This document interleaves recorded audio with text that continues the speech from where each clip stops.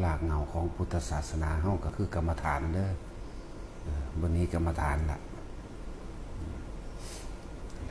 ในปุสปาสูตร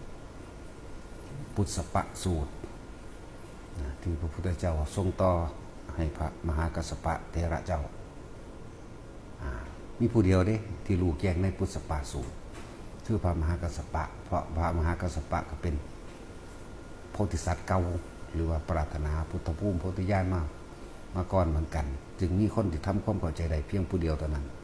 พระมหากัสสปะจึงเป็นผู้รับต่อทรงต่อรับใส่ถ้ำทรงต่อถ้ำต่อมาอีกก็คือในธุดงควัตร13นั่นเอง